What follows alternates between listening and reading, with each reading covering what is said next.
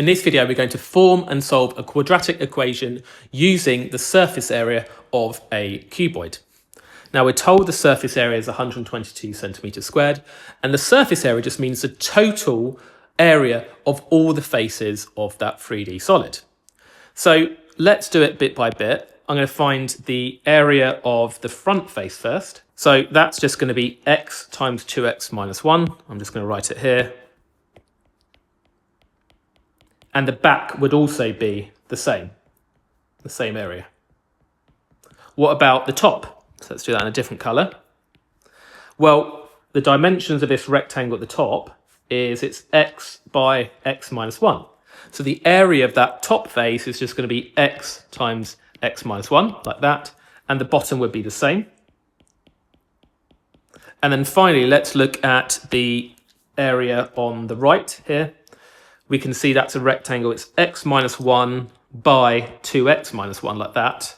So it's going to be 2x minus 1 times x minus 1. Multiply them either way around. And the area of the left rectangle is going to be exactly the same. And that total of all those areas is 122. So let's form an equation from that. We've got x brackets x minus 1. And we've got two lots of that, so I can just times it by 2 like that. And then we've got two lots of 2x minus 1, x minus 1. And I've got two lots of x, 2x minus 1, like that. And we're told that total surface area is equal to 122.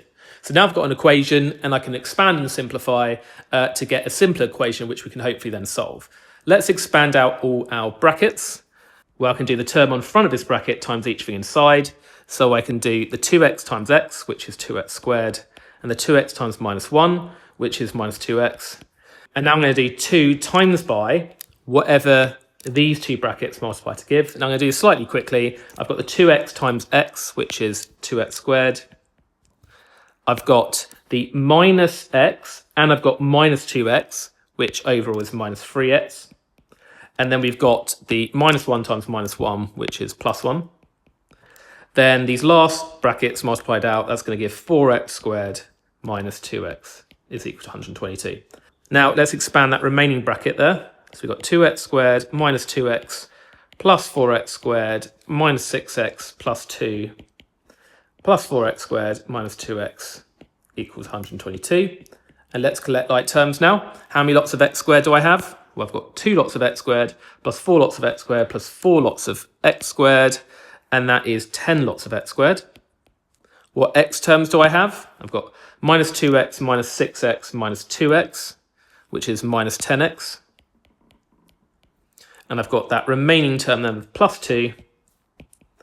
Now, I think this is going to simplify quite nicely. Now, this is a quadratic equation. We want to get 0 on one side. So I'm going to subtract the 122 from both sides to get 0 on the right-hand side. So that's going to be minus 120, like that. And now I can see that all three of these terms are divisible by 10. So always try to divide your quadratic equation by any common factor that you see. So I'm going to divide everything by 10. That's going to give me x squared minus x minus 12 equals 0. Now I've got a much simpler quadratic equation now. And we've seen in previous videos how to solve a quadratic equation. You find two numbers that add to give the middle number, the number in front of the x. So if I put a little 1 there, because it's minus 1x, I need two numbers which add to give minus 1 and times to give that constant term at the end, just a number term without the variable of minus 12. So two numbers that add to give minus 1 and times to give minus 12. Well, they are minus 4 and plus 3. So you write your two brackets as x minus 4 and x plus 3, making those two numbers you found the second term of each bracket. And because it's a quadratic in x, we therefore put x as the first thing of each of those brackets. And that's equal to 0.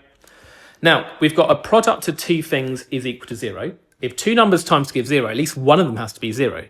So if the x minus 4 was equal to 0, what minus 4 is 0? Well, it's 4, isn't it? So x is 4.